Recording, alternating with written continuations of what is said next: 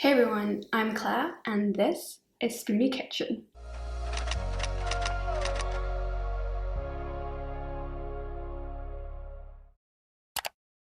Today I'll be sharing with you how to make these amazing raspberry muffins, and in the end, this will be the only recipe you will need.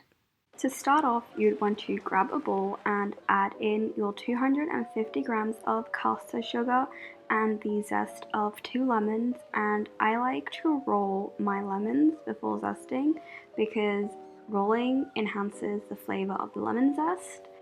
After zesting your 2 lemons, you would want to use a rubber spatula and mix everything together, and this just enhances the flavor even more within the muffins. And look at the color of this lemon sugar. It's just nice and pale and fluffy, and it just looks amazing, and trust me, it smells even better.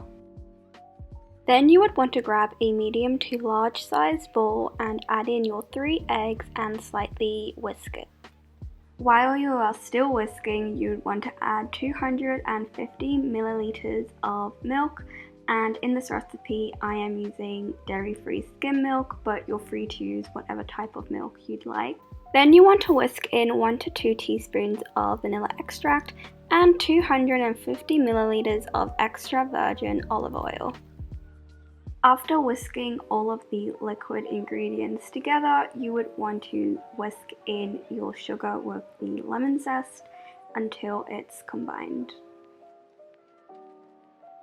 Then you would want to sift in 2 teaspoons of baking powder, half a teaspoon of salt, and half of the 375 grams of flour. Then you will want to sift the remaining flour and carefully fold everything together until just combined and you still see some flour sticking out here and there, and that is because you do not want to have dry, dense muffins.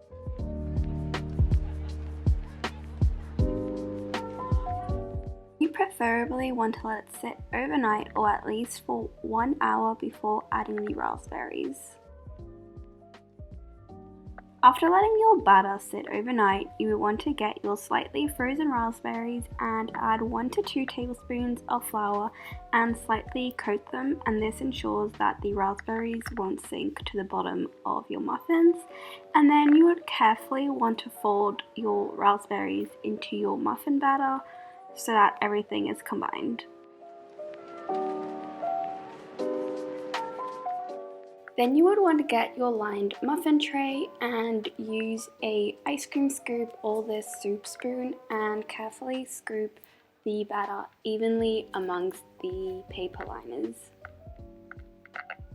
And you want to try to fill your muffin liners almost all the way to the top, and this will create high muffin tops that you often see in bakeries.